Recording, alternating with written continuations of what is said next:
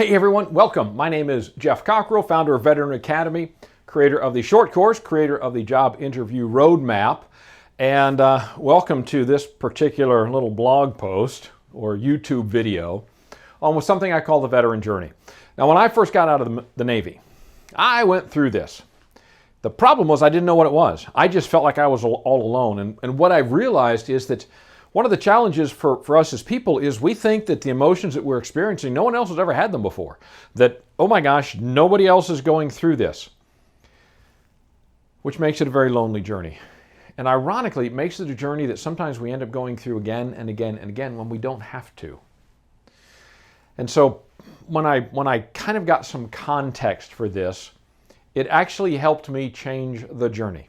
And so I wanted to talk through it and then give us some illustrations about how this works so that we can get some sense of, oh my gosh, yeah, here's where I am along this pathway so that we can make the change. Fair enough? Good.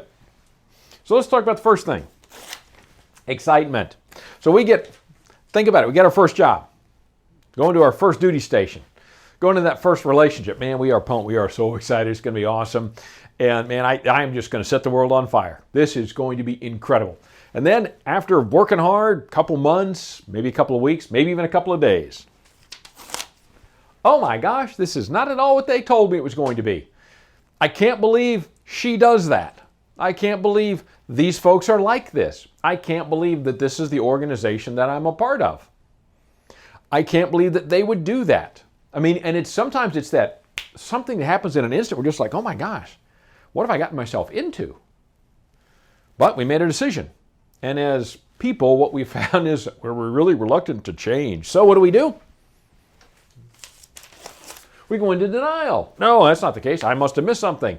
No, it's not that bad. It'll be fine. I can make this work. No sweat. I'll just work harder. You've been there. I've been there. We've all been there.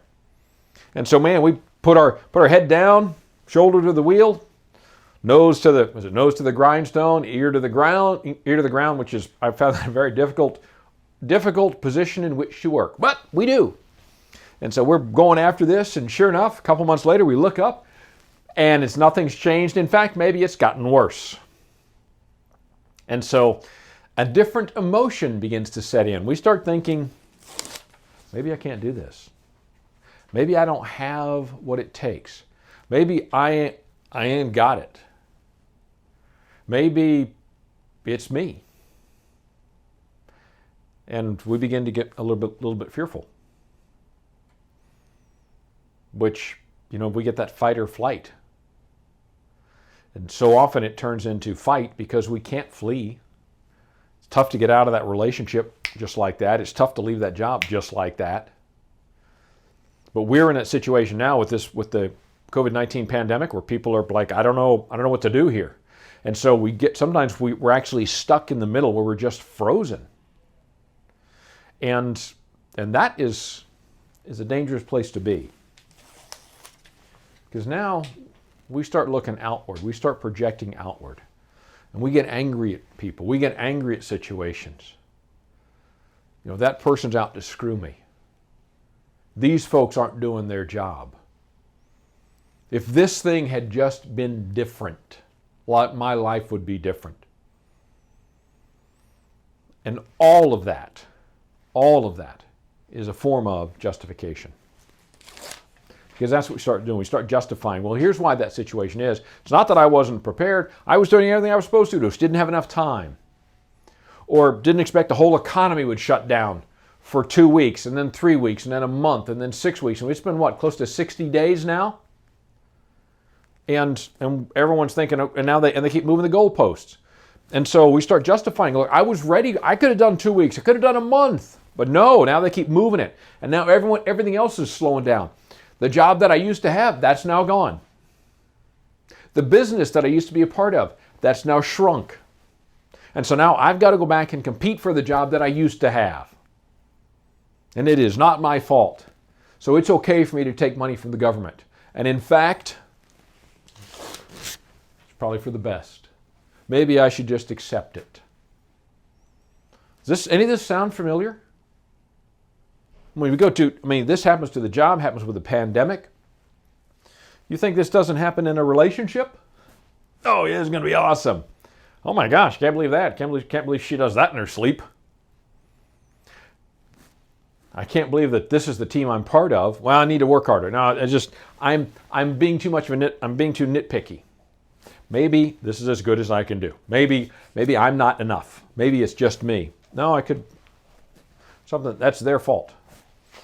Maybe this is the best. This is the best it's going to get. Maybe this is all that I can do, and I just have to accept where I am.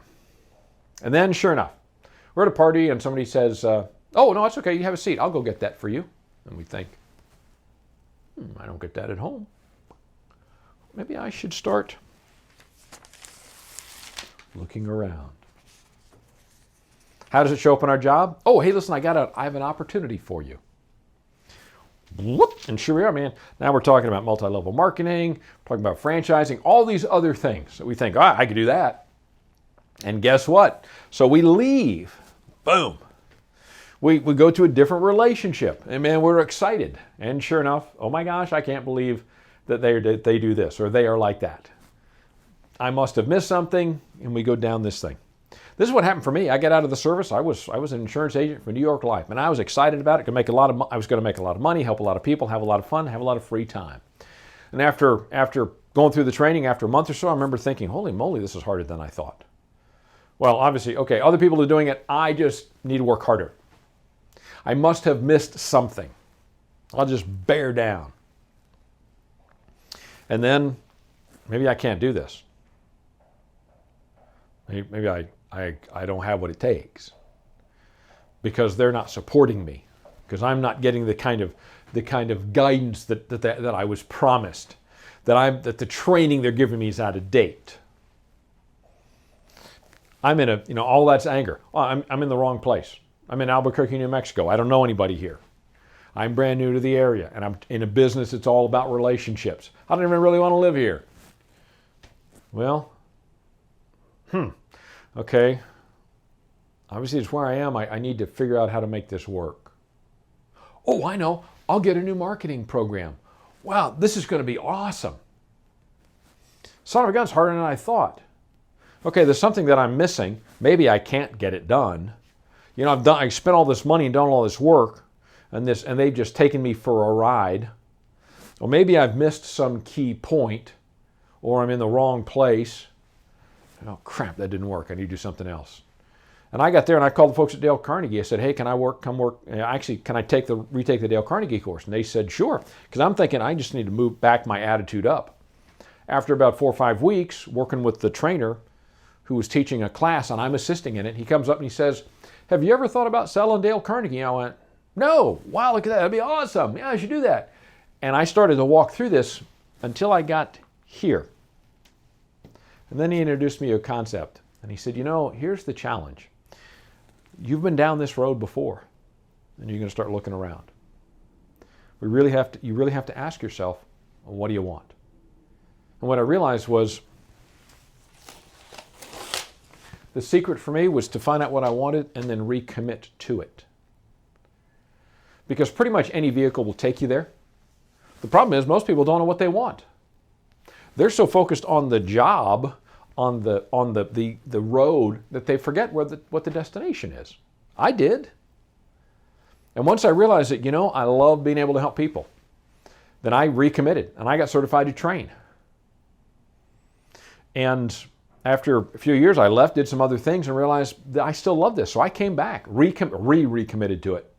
Was it hard? Was I excited? Yeah. Was it hard? Yes. It was all these things. But I knew what I wanted. As I'm doing this, has this been hard? Yes, it has been. Did I think it was going to be awesome? Yeah. Is it harder than I thought? Definitely. Did I think that, maybe there's some things that I'm missing? Yep. And I went through the fear of thinking, I can't do this. But I know what I want. And this is a vehicle that's going to get me there. And one of the things I want to do is I want to help veterans. I want to help veterans. As you know, 22 veterans commit suicide every day. It's why I wear this ring, to remind me of that. And I'd like to see that number less. Any veteran who commits suicide is a tragedy. Any person who commits suicide is a tragedy. But I know veterans, not only is it a tragedy because they know better, it's also a tragedy because they have talent and skills and abilities that the government has invested in them and built within them. And all of that goes away. It's not a purely economic decision. But a lot of the folks that I've worked with in the service were some of the best people I've ever known. And for some of them to say, you know, I can't. I'm on this road and I'm stuck here and I don't know what to do. I just have to figure out a way to justify no longer living and then accept the fact that I deserve to die. That's not true. And I don't want that to happen. So, what I realize though is we are all on this emotional roller coaster. We have a choice to go this way, boom, or we can make what's called what a friend of mine, Jim Winter, called a split-second choice. We leave here. Between fear and anger, we recommit to what it is we want, and that begins to shift the life we have. So thanks so much for watching. If this is going to serve somebody, please send it on. Please make some comments, and be safe, stay healthy, and knock them alive.